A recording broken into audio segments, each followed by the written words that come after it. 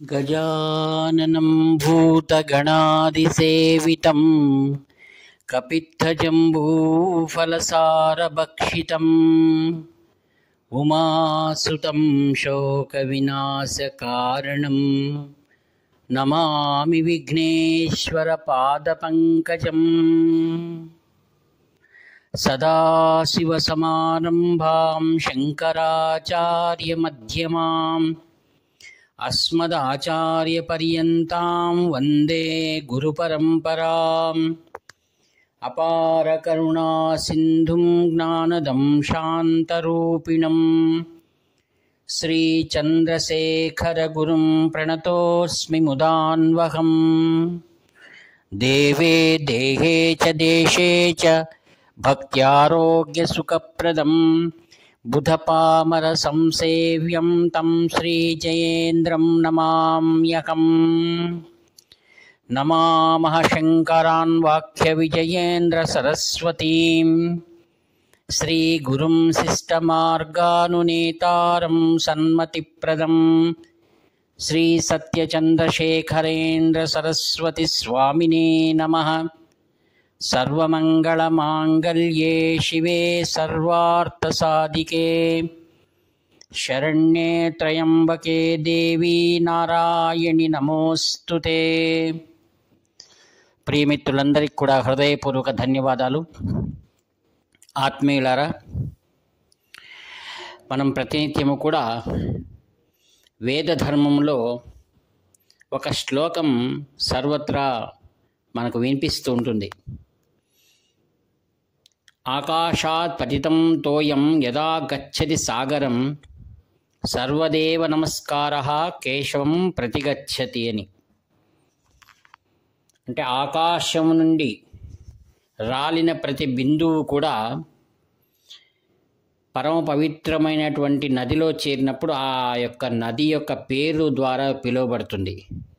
గంగా నదిలో పడినప్పుడు గంగా అని, తుంగభద్రలో పడినప్పుడు తుంగభద్ర అని, అలా ఆయా నదులలో పడినటువంటి ఆ యొక్క జలరాశి ఆ రూపము మరియు ఆ నామమును పొందుతుంది. అలాగుననే మనం ఏ నామమును ఉచ్చరించినా, ఏ యొక్క దేవతను స్మరించినా అవన్నీ కూడా జగదోద్ధారకుడైనటువంటి కరుణామయుడైనటువంటి విశ్వవ్యాపకుడైనటువంటి మహావిష్ణువును చేరుకుంటూ అయ్యని మనకు శాస్త్రాలు తెలియజేస్తున్నాయి. కావున మనం ఏ దేవుణ్ణి అర్చిస్తున్నా ఆ దేవుడికే అవి చెందుతున్నాయనేటువంటి భ్రమ నుండి మనం బయటపడి విశ్వవ్యాపకమైనటువంటి శ్రీమన్నారాయణుని యొక్క పాదములకు అవి చేరుతాయని జ్ఞాపకం పెట్టుకోవాలి. ఆత్మీయులారా, వాల్మీకి రామాయణంలో ఒక శ్లోకం మనకు వినిపిస్తుంది. అదేమిటనగా, పరమ పవిత్రమైనటువంటి వాల్మీకి అనేటువంటి పర్వతము నుండి జాలువారినటువంటి నదియే జ్ఞానగంగ శ్రీమద్ రామాయణం. ఆదిగురు శంకర భగవత్పాదాచార్యుల వారు వారి జ్ఞాన శిఖరము నుండి వచ్చినటువంటిది అద్వైతం. ఇంతకుముందు చెప్పిన శ్లోకం దానికి పరమార్థం అన్నమాట. సర్వదేవ నమస్కారః కేశవం ప్రతిగచ్చతి. అందుకే ఏకో దేవో కేశవోవా శివోవా, ఒక్కడే దేవుడు.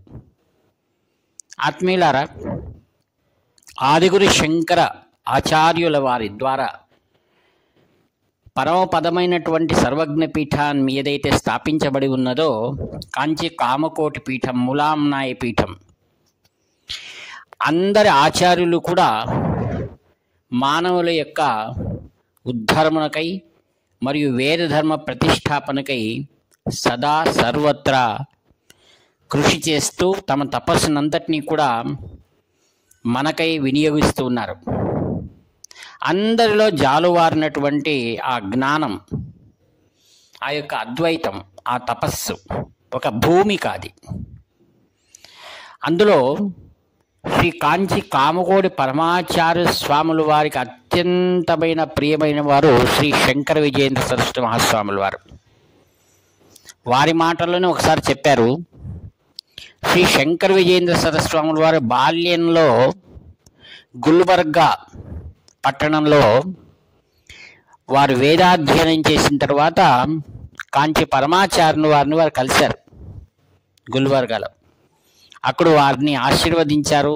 వారికి వేద పట్ట కూడా ఇవ్వబడింది. వారిపైన అమోఘమైనటువంటి ప్రేమ వారికి. మరియు శ్రీ శంకర విజయేంద్ర సరస్వాముల వారిని పల్లకిలో ఆయన కర్నూలులో ఉన్నప్పుడు ఆయన్ని తీసుకురమ్మని చెప్పి బోయల్ని పంపించారు. తాను ఏ విధంగా పల్లకిలో తిరిగేవారో ఆ విధంగా ఆయనను కూడా అలా తీసుకొని వస్తే చూడవలను ముచ్చట పడ్డారు కాంచి పరమాచార్య స్వాముల వారు. ఆత్మీయులారా, గురువు యొక్క మరియు పరమ గురువు యొక్క పరిపూర్ణమైనటువంటి అనుగ్రహాన్ని పొందినటువంటి ప్రస్తుత పీఠాధిపతులు శ్రీ శంకర విజయేంద్ర సరస్వాముల వారు చాతుర్మాస దీక్షను తిరుపతిలో జూలై 10 ఆషాఢ శుద్ధ పౌర్ణిమ, వ్యాస పౌర్ణిమ, గురు పౌర్ణిమ, చాతుర్మాస ప్రారంభం అక్కడ ఏర్పాటు జరుగుతుంది. 2 మాసములు శ్రీ శంకర విజయేంద్ర సరస్వాముల వారు తమ ఉత్తరాధికారి అయినటువంటి శ్రీ సత్య చంద్రశేఖరేంద్ర సరస్వతి స్వాముల వారు ఇరువురు కూడా అక్కడే చాతుర్మాసం చేస్తారు. పరమ పవిత్రమైనటువంటి ఆ యొక్క తిరుపతి, తిరుమల. ఆదిగురు శంకర భగవత్పాదాచార్యులు వారు తిరుమలకు వచ్చి అక్కడి నుండి వారు నేరుగా కాంచీపురానికి వచ్చారు.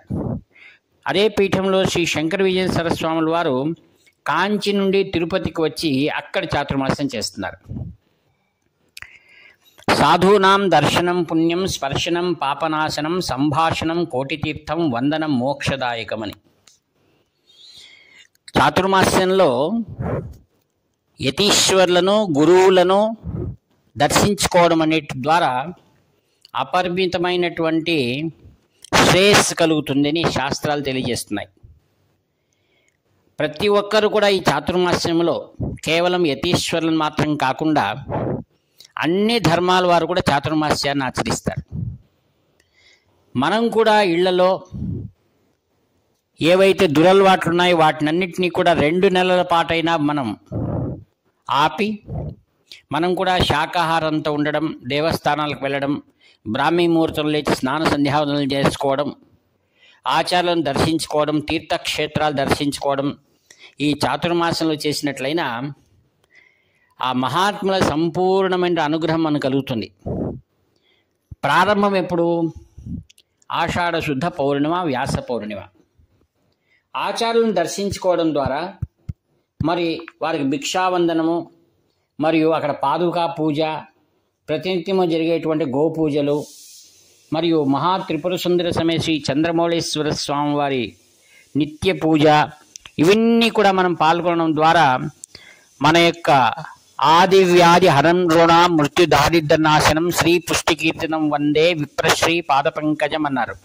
మహాత్మ దర్శనం ద్వారా మనకు సమస్తమైనటువంటి పూర్వజన్మ కర్మలు ఏవైతే మనల్ని వ్యాధి ద్వారా మనల్ని బాధిస్తున్నాయి, మరియు ఆర్థికమైన ఇబ్బందులు, మరియు మనం చేసేటువంటి ఉద్యోగంలో కానివ్వండి, వ్యాపారాల్లో కానివ్వండి, ఎదుగుదల మనకు కనపడాలి. ఎప్పుడైతే ఆ యొక్క పరిపూర్ణమైనటువంటి కృపాశీర్వాదాలు మనకు కలుగుతాయో అన్నిటి యందు కూడా శ్రీమంతమైనటువంటి జీవితాన్ని మనం గడపడానికి మనకు అవన్నీ దోహదకారి చేస్తాయి. అందుకే చాతుర్మాస్యం ఎంతో గొప్పది. మనం వెళ్ళి వారు ఎక్కడ ఉన్నారో వారిని దర్శించుకోవడం. ఆత్మీయులారా, ఒక ఆమె సింగపూర్ నుండి కాంచీపురానికి వచ్చింది. వారు మ్యాంగ్రీన్ అనగా అర్ధతల నొప్పి. ఆమె చాలా సంవత్సరాలుగా దాంతో బాధపడుతుంది. అప్పుడు శ్రీ శంకర విజయ సరస్వాముల వారు మహా త్రిపుర సుందరి సమేత శ్రీ చంద్రమౌళేశ్వర పూజ నెరవేర్చి వారు రాగానే వారికి దీర్ఘదండ నమస్కారం చేసింది. ఆమె సాష్టాంగ నమస్కారం చేసి, స్వామి నా యొక్క ఈ వ్యాధితో నేను బాధపడుతున్నాను, నాకు కావలసిన సొమ్ము ఉంది, పిల్లలున్నారు, అన్నీ బాగా ఉంది, కానీ ఆరోగ్యం బాగలేదు. అనారోగ్యంగా ఉన్న వ్యక్తి ఎన్ని సంపదలు ఎన్ని ఉన్నా కూడా వాటిని వారు అనుభవించలేరు. శరీరం చాలా ప్రాముఖ్యమైనటువంటిది అన్నమాట. శరీరమాద్యం ఖలు ధర్మ సాధనం అన్నారు. మనం వైజ్ఞానానికి కూడా అంతు చిక్కనటువంటి ఏవైతే వ్యాధులు ఉన్నాయో ఆ వ్యాధులు గుణం కావాలనంటే కేవలం మహాపురుషుల కృపాశీర్వాదంతో మాత్రమే అది నెరవేరుతాయని, ఆరోగ్యం కాగలదని మనం అనేకమైన మహాత్ముల చరిత్రలో మనం వింటున్నాం. ఆత్మీయులారా, ఈ మధ్యకాలంలో నేను ఉపాసన అనేటువంటి ఒక శీర్షిక యందు అనేకమైనటువంటి మహాత్ముల చరిత్రలు చెప్తూ వస్తున్నాను. దాని యొక్క ఉద్దేశం ఏమిటంటే, ఆ మహాత్ములైన వారు అవతరించి జనుల యొక్క బాధాతప్త హృదయాలు అని అంటారు కదా, వారి బాధలను పోగొట్టడానికి వారందరూ వచ్చారు. వారు ఏం చూపిస్తారు మనకు దారి? అట్టి మహాత్ముల యొక్క జీవిత చరిత్రలు మనం చదవడం ద్వారా వారి యొక్క సన్నిధానంలో ఉండి వారి అనుగ్రహానికి మనం పాత్రలవుతాం. అందుకే పూర్వం నుండి మనకైనటువంటి గ్రంథాలను మనకు పెద్దలు అందిస్తూ వచ్చారు. అందులో శ్రీమద్ రామాయణంలో సుందరకాండ మరియు గురువు సంబంధించినటువంటి గురు చరిత్ర, ఇలా ఎన్నో గ్రంథాలు ఉన్నాయి. ఆ గ్రంథాలను మనం భక్తి శ్రద్ధలతో పాటించి ఆచరించి పారాయణ చేయాలి. అందులో కొన్నిసార్లు ఈ పుస్తకాలను గ్రంథాలను క్షేత్రాలలోనో నదీ తీరముల వద్ద పారాయణ చేస్తే ఇంకా అధికమైన లాభం ఉంది.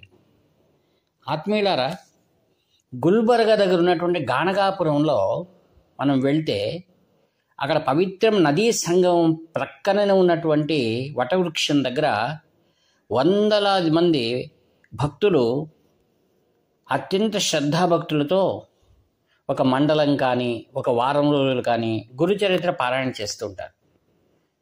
అక్కడ తప్పకుండా దత్తాత్రేయ స్వామి వచ్చి వారిని అనుగ్రహిస్తారనే మాట సత్యమైనటువంటి విషయం. ఆత్మీయులారా, కాంచి కామకోటి పరమాచార్య స్వాముల వారు కూడా గాణగాపురానికి వెళ్ళి అక్కడ నరసింహ సరస్వతి దివ్య పాదకులను దర్శించిన విషయాన్ని మీ వెనకల శీర్షికలో తెలియజేశారు. కొందరికి గురుచరిత్ర అనేటువంటిది స్త్రీలు పారాయణ చేయడం ఒక అపోహ అనేటువంటిది కూడా ఉంది. ఎందుకనగా వాటికి మడి ఆచారము మరియు కొన్ని ఇబ్బందులు దినాలు వారికి వస్తాయనే విషయంతో మాత్రం వాటికి కొంచెం పెద్దలు కొన్ని సూచనలు చేస్తున్నారు. ఈ విధంగా సింగపూర్ వచ్చినటువంటి ఆమె ఆ యొక్క గురు చరిత్ర పారాయణ చేయవాలా అనే ఉద్దేశంతో శ్రీ శంకర విజయేశ్వర స్వాముల వారిని అడిగింది. స్వాముల వారు అన్నారు, ఆదిగురు శంకర భగవత్పాదాచార్యుల వారు వారి 5 మంది శిష్యులతో ఉన్నటువంటి ఒక ప్రదేశం కాంచి మఠంలోనే ఉంది. అక్కడ అనుజ్ఞా గణపతి అని ఉందండి. ఆ అనుజ్ఞా గణపతి పక్కననే ఆదిగురు శంకర భగవత్పాదాచార్యులు 5 మంది శిష్యులు ఉన్నారు అక్కడ. అదొక విశేషం అక్కడ. ఆ ప్రదేశంలో శ్రీ శంకర విజయేశ్వర స్వాముల వారు ఆమెకు గురుచరిత్ర పారాయణ చేయమని చెప్పారు. ఆమె ఎంతో శ్రద్ధగా గురుచరిత్ర పారాయణ చేసింది. అక్కడ వచ్చిన వారు వీరు చదవచ్చునా అని. ఎందుకంటే తమిళనాడులో గురుచరిత్ర పారాయణ చేయడం చాలా విరళం. అయితే కర్ణాటక మరియు మహారాష్ట్రలో మాత్రం ప్రతిరోజు కూడా గురుచరిత్ర పారాయణ చేస్తారు. ఆమె వారం రోజులు పారాయణ చేయగానే ఆమెకున్నటువంటి అర్ధతలనొప్పి పూర్తిగా నివృత్తి అయింది. దీని ద్వారా మనకి ఏమనిపిస్తుంది అంటే, మనం మహాత్ముల యొక్క ఆజ్ఞ ద్వారానే వారి ఆశీస్సుల ద్వారానే మనం పఠించినప్పుడే మనకు వాటి యొక్క పరిపూర్ణమైనటువంటి ఫలితం మనకు కలుగుతుంది. ఈ విధంగా శ్రీ శంకర విజయేశ్వర స్వాముల వారు దివ్యమైనటువంటి కరుణామయులు, అనుగ్రహ స్వరూపులు. వారు ఎవ్వరూ కూడా వారి మహాత్యాన్ని గుర్తించడం చాలా కష్టం. ఎంతో నేర్పు ఉండి ఎంతో భక్తి శ్రద్ధలు ఉన్న వారికి మాత్రమే వీరి గురించి తెలియజేయడానికి సాధ్యమవుతుంది. మాకు జీవితంలో అనేకమైనటువంటి మహాత్యాలు వీరి ద్వారా కలగడం ద్వారా మనం వారిలో ఉన్న గొప్పతనాన్ని గుర్తించడానికి నాకు సాధ్యమవుతుంది. ఇంకా ఎన్ని ఉన్నాయో. అందుకే శ్రీ వాల్మీకి మహర్షి యొక్క పర్వతం నుండి జాలువారిన రామాయణం అనేటువంటి జ్ఞాన గంగ ఎలాంటిదో, కాంచి కామకోటి పరమాచార్య స్వాముల వారి కృపా జలము నుండి ఆవిష్కరించబడినటువంటి శ్రీ శంకర విజయేశ్వర స్వాముల వారు మహా జ్ఞానులు మరియు మహా కరుణామయులు. అందుకే ఎందరో తమ సంతానమైన విషయం కానివ్వండి, ఆరోగ్యం బాగైన విషయాలు కానివ్వండి, జీవితంలో ఐశ్వర్యాన్ని పొందిన విషయాలు కానీ ఎన్నిటినో శ్రీ శంకరవీరేశ్వర స్వాముల వారి అనుగ్రహాలు మనం ఈరోజు చూస్తున్నాం. కావున ఆత్మీయులారా, చాతుర్మాస్యానికి అందరూ తిరుమలకు వెళ్ళి తిరుపతిలో ఆ యొక్క చాతుర్మాస్య స్వాముల వారిని సమయంలో మనం దర్శించుకొని కృతార్థులు కావాలని ప్రార్థిస్తూ, ఈ వాక్పుష్పములన్నీ కూడా అత్యంత కరుణామయుడైనటువంటి శ్రీ శంకరవీరేశ్వర స్వాముల దివ్య చరణారవిందములు సమర్పి సెలవు తీసుకుంటాను. ఇట్లు మీ ఆత్మీయ మిత్రుడు నివర్తి నాగభూషణ శర్మ. 7483229249. హర హర శంకర, జయ జయ శంకర, హర హర శంకర, జయ జయ శంకర, హర హర శంకర, జయ జయ శంకర.